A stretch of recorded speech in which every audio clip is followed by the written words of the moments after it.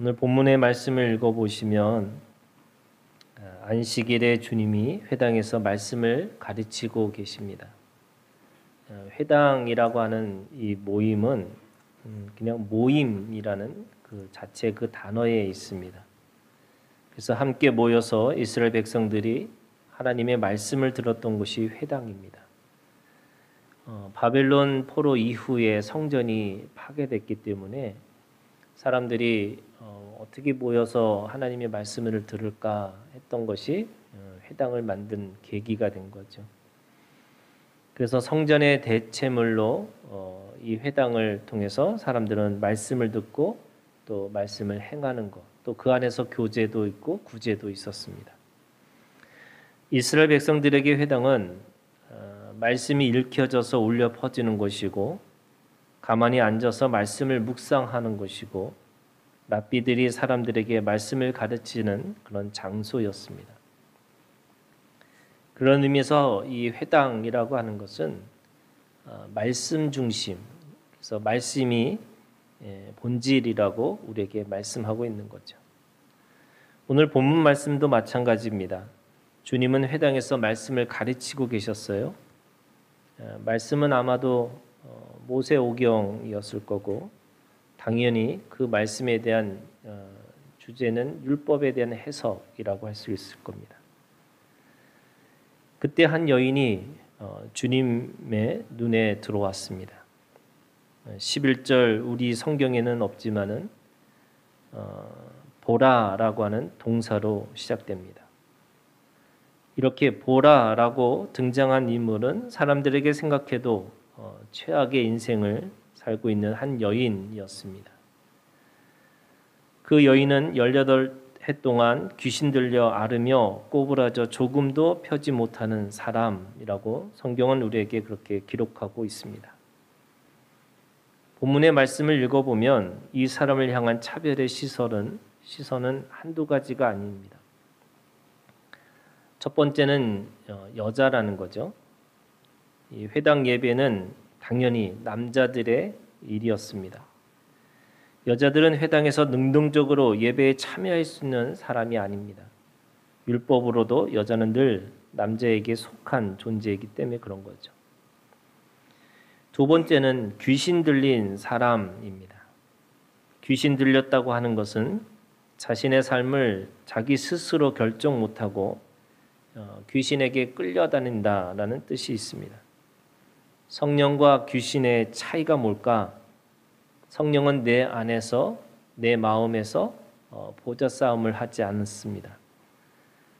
자원한과 인격적인 그런 관계를 묻고 듣고 우리가 언약하는 합의하는 그런 분위기 때문에 그렇습니다. 근데 귀신은 다르죠. 자원한과 인격적인 것을 묻는 것이 아니라 묻지도 않고 따지지도 않고 자신이 내 마음속에 내 몸 가운데 주인 노릇을 하려고 합니다. 그렇기 때문에 성령 안에서는 기뻐하고 감사하고 즐겁지만 이 귀신 안에서는 슬프고 원망하고 괴롭습니다. 그렇게 18해 동안 지냈다고 하는 생각을 해보면 너무나 끔찍한 그렇죠? 그런 인생을 산 사람입니다. 우리가 한두 해도 뭐 어려운 일을 당하면 참 힘들고 어려웠다라고 했는데 우리가 상상도 못할 그런 시간을 보낸 사람이 이 여인입니다. 세 번째는 이 신체적 장애인이 되었습니다. 귀신 들려 앓으며 몸에 장애가 발생한 거죠. 몸이 굽어 머리를 들 수 없다라고 하니까 이걸 현대의학에서 보니까 척추 관절 유합이라고 하는 등뼈들이 서로 붙어버려서 퇴화하고 근육이 마비돼서 한순간도 똑바로 서 있을 수 없는 상태를 말하고 있습니다. 평생을 하늘을 볼 수 없는 그래서 땅만 보고 살아가는 인생이 됐다고 말씀하고 있습니다. 마음고생도 있지만 이런 몸고생도 있는 그런 인생입니다. 그래서 마음도 몸도 쉼이 없는 그런 인생이죠. 네 번째는 예수님의 말씀을 통해 유추할 수 있는 내용으로 이 사람은 하나님의 백성이 될 수 없는 사람입니다. 15절에 있는 말씀해 보세요. 누가복음 13장 15절에 있는 말씀에 주께서 대답하여 이르시되 외식하는 자들아 너희가 각각 안식일에 자기의 소나 나귀를 외양간에서 풀어내어 이끌어가서 물을 먹이지 아니하느냐. 안식일에 소나 나귀에게 물을 주는 행위와 비교할 수 있다고 주님이 말씀하고 있는 겁니다. 주님은 율법주의자들이 이 여인을 동물보다도 더 못하게 대우하고 있다는 것을 질책하신 거죠. 그들은 동물의 생명도 소중하게 여기면서 그렇게 안식일에도 물을 먹이는 그런 일을 하고 있는데 하물며 사람의 생명을 살리는 것인데 이 기적을 베푸는 것이 당연한 것으로 받아져야 되는 거죠. 여러분, 안식일의 주인은 예수님이십니다. 그에게 이 모든 장애물들은 결코 문제가 되지 않았죠. 주님이 구원하고자 하는 사람은 절대로 포기하지 않고 구원하시기 때문입니다. 그것이 하나님의 사랑, 하나님의 은혜입니다. 그 은혜의 길, 사랑의 길은 그 구원의 길은 누구도 막을 수가 없었습니다. 더 자세히 말하면 주님은 이 여인을 통해 주님의 은혜와 진리가 무엇인지를 이 율법주의자들, 특별히 이 문자적으로 그 율법에 매여 있는 사람들에게 알려주기를 원하셨습니다. 주님은 은혜와 진리로 그 여인을 첫 번째 주목하여 보시고 회복시켜 주셨습니다. 아무도 주목하지 않은 사람이고 그런 인생이 있습니다. 그러나 12절에 주님은 그를 보고 부르셨고 그 병에서 놓였다라고 선포하셨어요. 이 놓였다라고 하는 뜻은 묶였던 것에서 풀려났다 또는 해방됐다라는 뜻입니다. 그러나 여러분, 이 여인은 사실은 아무것도 한 게 없습니다. 구원해달라고 말한 적도 없고 무릎을 꿇어서 빈 적도 없습니다. 단지 그는 주님이 말씀을 가르치던 그 장소, 그곳에 있었을 뿐인데 주님은 그를 보시고 그를 회복시켜 주신 거죠. 주님은 은혜와 진리로 그 여인을 두 번째로 땅만 보는 인생에서 하늘의 영광을 노래하는 자로 세워주셨습니다. 회당에서 말씀을 전하는 자는 주님이셨죠. 하지만 가장 비천한 자리에서 땅만 보고 살 수밖에 없던 그를 하나님의 영광을 노래하는 예배자로 회복시켜 주셨습니다. 이것이 놀라운 하나님의 은혜와 진리입니다. 더 놀라운 은혜는 그 여인을 세 번째요, 아브라함의 딸로 불러주셨습니다. 16절에 있는 말씀에 보면 아브라함의 딸을 안식일에 이 매임에서 푸는 것이 합당하지 아니하냐라는 말씀으로 그를 믿음의 조상 아브라함의 자녀로 불러주셨습니다. 하나님의 백성으로 그를 인정해 준 거죠. 하나님의 백성이 아닌 자를 하나님 나라의 주인으로 다시 불러주셨습니다. 그러면 여러분, 이 사건을 통해서 우리는 주님 앞에 감사하고 또 주님을 노래하고 또 주님이 누구인지를 분명하게 증언하는 증언자가 되어야 되는데, 오늘 그 은혜의 기적을 본 회당장이 있어요. 14절에 있는 말씀에 회당장이 이렇게 되어 있습니다. 아까 회당은 어느 곳이에요? 말씀을 전하는 곳이고 말씀을 가르치고 말씀이 늘 그 안에서 울려 퍼지는 곳이 회당입니다. 거기에 회당장. 그러면 그 사람은 당연히 말씀을 너무나 잘 알고 있었고 또 말씀의 뜻을 해석하고 또 말씀을 따라서 산다고 생각하는 사람입니다. 그런데 오늘 그 은혜의 기적을 본 회당장은 무리에게 분노하고 있습니다. 왜 이런 일이 벌어졌을까? 그는 주님의 행동을 율법을 심각하게 어겼다고 여기고 있는 거고, 무지한 무리들에게, 그죠? 주님한테는 뭐라고 말을 못하니까 이 무지한 무리들이라고 생각하고 그 마음을 빼앗겼다고 생각하고 그들에게 분노하고 있습니다. 주님은 오늘 이 기적을 베푸시면서 본인이 가르치던 말씀, 율법이죠. 근데 그런 일부러 그 율법을 어기면서까지 제가 볼 때는 고의적으로 일부러 그 율법을 어기는 행동들을 하셨습니다. 다른 여인에게 눈을 돌린 거죠. 여러분, 공적인 장소에서 자기 아내에게도 눈을 맞추면 안 되는 것이 유대인들의 관습인데 주님은 그 관습에서 벗어난 행동을 하신 겁니다.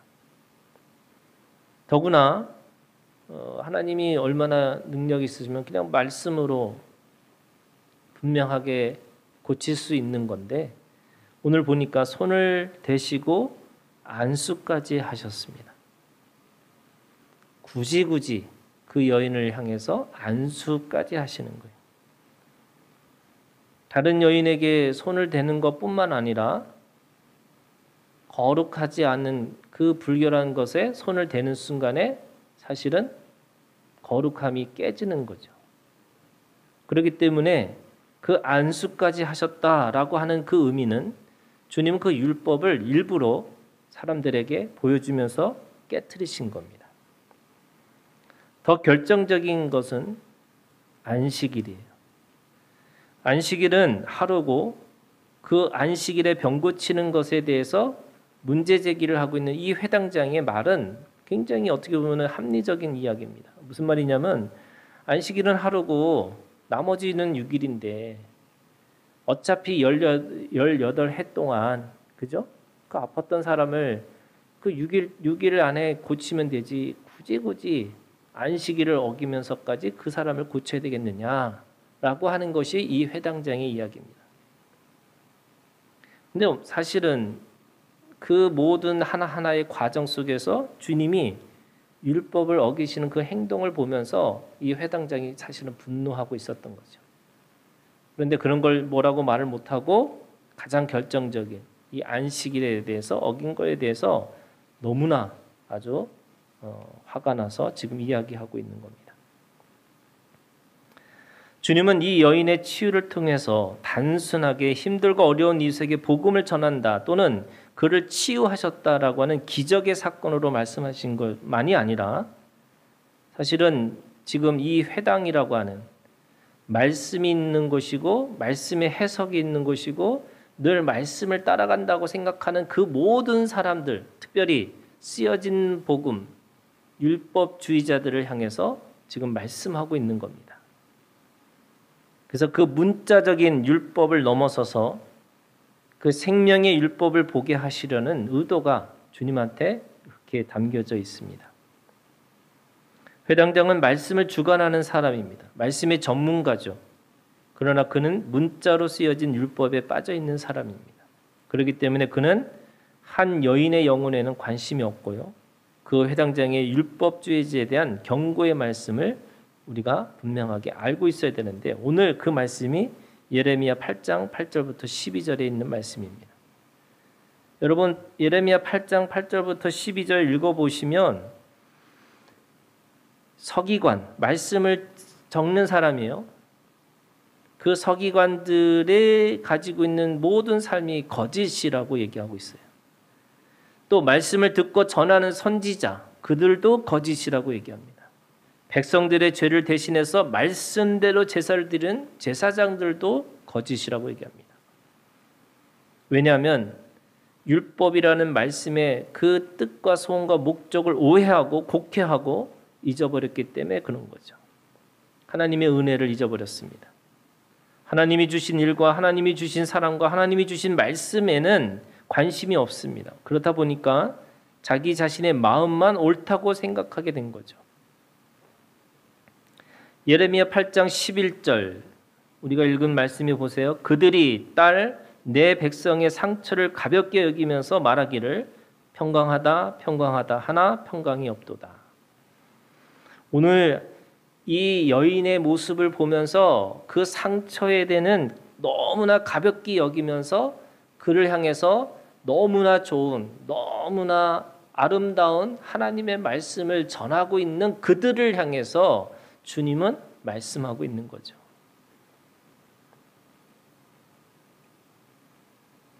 회당에서 나오는 말씀들은요, 다 좋은 말씀이었습니다. 버릴 것이 하나도 없습니다. 그러나 다 자기 자신만의 의의를 구하고 있는 말씀이고 다른 사람들의 형편과 처지에는 고려할 수 없는 말씀들이죠. 왜 평강하다 말만 할까요? 하나님의 마음을 놓쳤기 때문입니다. 하나님의 마음이 무엇인지 모릅니다. 그러다 보니까 아는 지식과 아는 지혜가 사망의 지식이 되고 죽음의 지혜가 됩니다. 이게 재밌어요.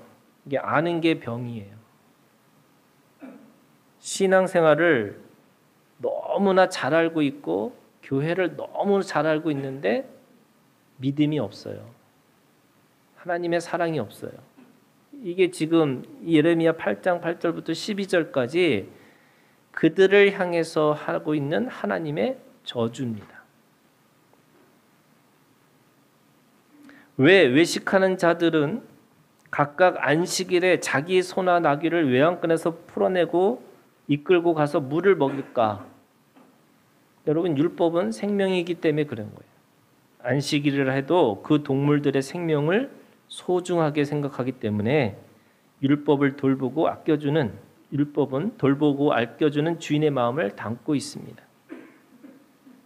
그러나 외식하는 자들의 생각은 조금 다릅니다. 왜 고통받는 사람들의 마음은 외면하고 왜 동물들에게만 집착할까? 그건 한 가지입니다. 경제적인 이유, 경제적인 가치 때문에 그런 겁니다. 그 동물들을 돌보고 아끼는 것은 돈이 되기 때문인 거예요.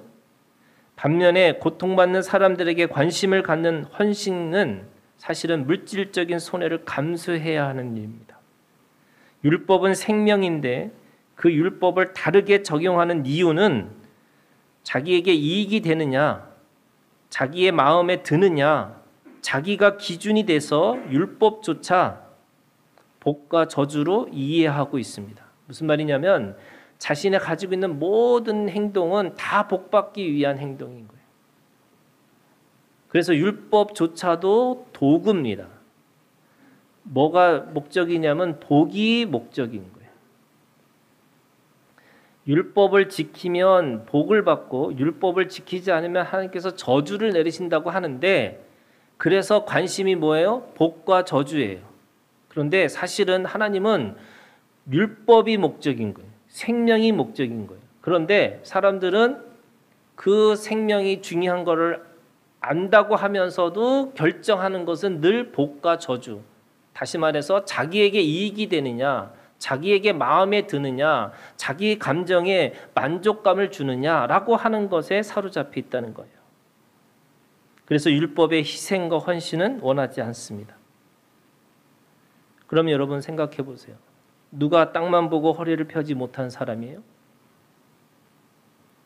이 여인의 그 아프고 그 여인의 마음의 상처를 가지고 있는, 그래서 그 여인이 가지고 있는 그 장애가 사실은 보이는 모습으로는 어떻게 보면은 이 인생이 땅만 보고 사는 인생이구나라고 하지만 주님은 그를 향해서 뭐라고 그래요? 아브라함의 딸이라고, 믿음의 자녀라고.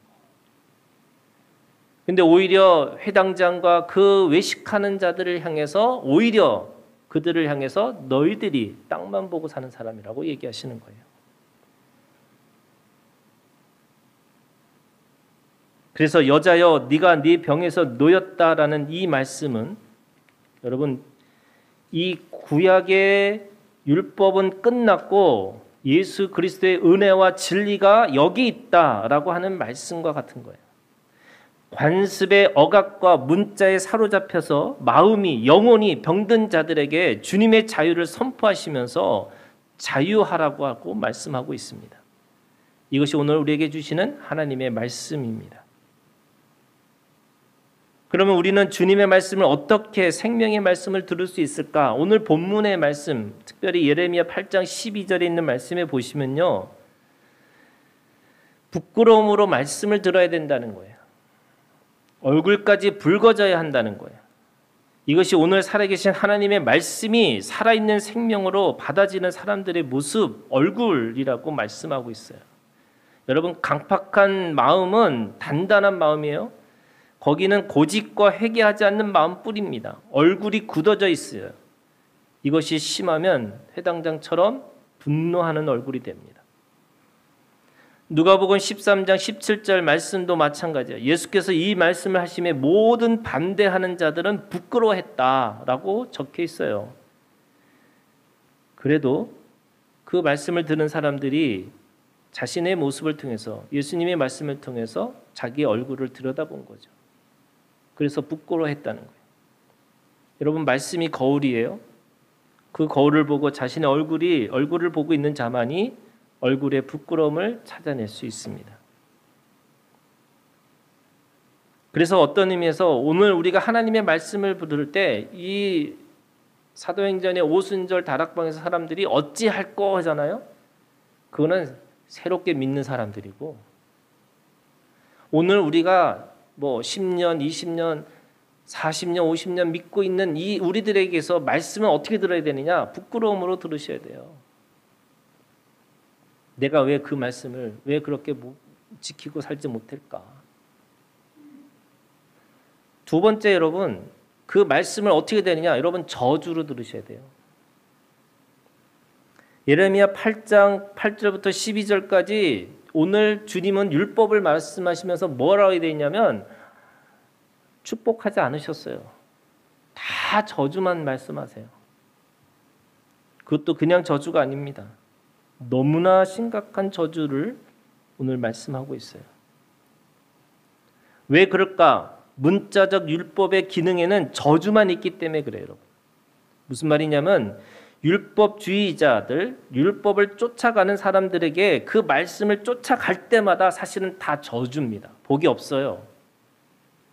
하나님은 우리에게 복과 저주를 만드셔서 어떻게 보면 그걸 구별시켜 주셨지만 엄밀히 따지면 이 말씀을 쫓아가는 내가 주인인 사람에게 이 율법을 쫓아가는 사람들에게는 율법은 다 저주입니다. 왜요? 나보다 다 행복해 보여요. 나보다 다 잘나 보여요.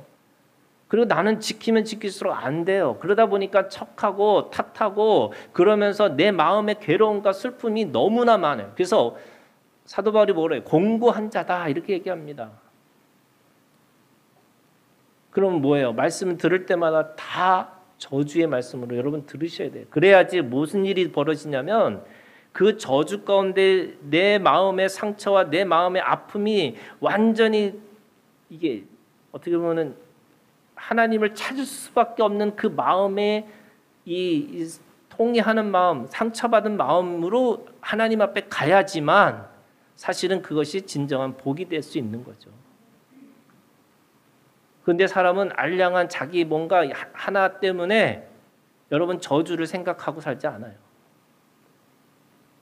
여전히 유대인들은 자신들이 그 혈연적인 자신의 하나님 앞에 선택된 민족이라는 그것 때문에 그걸 뭐라 그래요? 고집과 회개하지 않는 마음이에요. 제가 볼 때는 알량한 하나의 소망이에요. 그 소망이 이 소망은 좋은 말이고 희망이에요. 뭐 같은 말이지만 사람들이 스스로 만든 자기만의 가지고 있는 희망들이 있어요. 그거 풀리면 그거 되면 뭔가 우리에게 좋은 일이 벌어지지 않을까라고 하는 복 받을 수 있다라고 생각하는 것에 자기 마음을 다 빼앗기고 살아가는 거예요. 여러분 없어요. 여러분 저주입니다. 하나님 없는 예수 그리스도 없는 내 마음에 절망이 없는 것은 다 여러분 저주입니다. 여러분 그 말씀으로 들으셔야 돼요. 왜요? 그것이 왜냐면 나이기 때문에 그런 거예요. 여러분 내 기준으로 저주고 내 기준으로 복이니까 그것이 늘 그 속에서 내가 괴로워하고 내가 슬퍼하고 어떤 때는 즐거워할 수밖에 없는 나의 모습 때문에 여전히 여러분 그 모든 것이 다 사실은 저주예요. 사람들은 자기는 복받기를 원하고 다른 사람은 저주받기를 원하는 마음이 있어요. 그런데 그게 선악과를 먹은 사람들의 모습이죠. 외식하는 자들에게 말씀은 나에게 한없는 은혜예요. 그런데 다른 사람에게는 눈물도 없는 잔인한 심판의 잣대가 된다고 생각해요. 그러나 하나님은 네가 저주 가운데 있다라고 그렇게 말씀하고 있어요. 예레미야 8장 10절부터 12절에 있는 말씀에 보면 하나님이 내 아내를 타인에게 주고 내 밭도 남에게 주고 모두가 내 것을 빼앗기 위해서 욕심을 내게 하실 것이라고 저주하셨어요. 그래서 12절 엎드려지고 거꾸러집니다. 이것이 율법의 저주입니다. 율법의 저주를 깨닫고 아는 자만이 주님의 은혜와 진리 가운데 들어갈 수 있어요. 율법의 남편이 죽어야지만 은혜의 남편과 영원히 함께 살 수가 있어요. 그러면 예수 그리스도 안에서 모든 것이 협력해서 선이 되는 겁니다. 그 선의 의미가 무엇일까요, 여러분?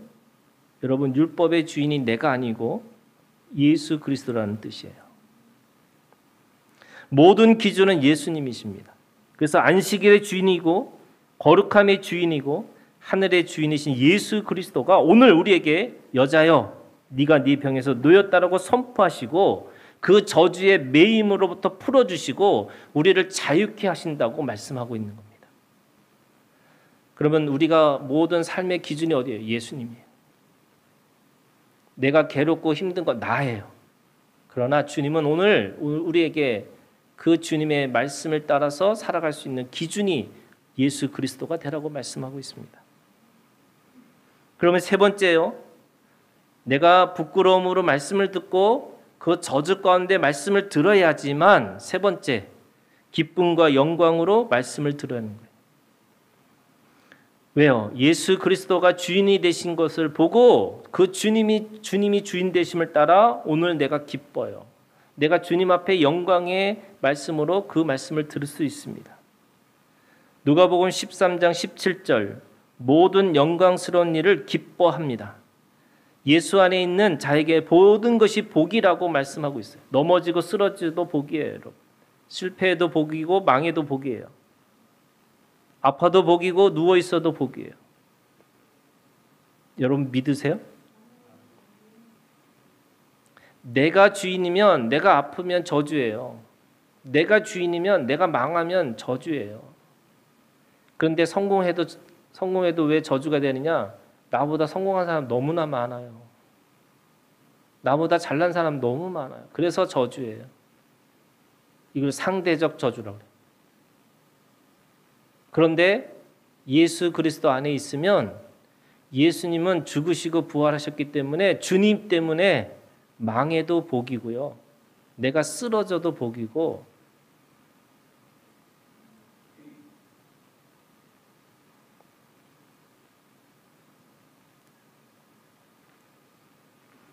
그래서 그 복은 나에게 준 복이 아니기 때문에 여러분 그것이 분명하게 알아야 되는 것이 율법의 복을 이해할 수 있는 겁니다.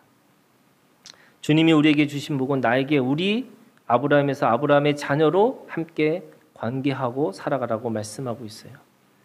여러분 죄를 묵상하는 자들에게 나타난 첫 번째 증상이 뭐냐? 홀로 남아있는 거예요. 자기 자신만 있습니다. 조금 더 나아가는 자는 자기 혈연, 자기 가족밖에 모르는 거죠.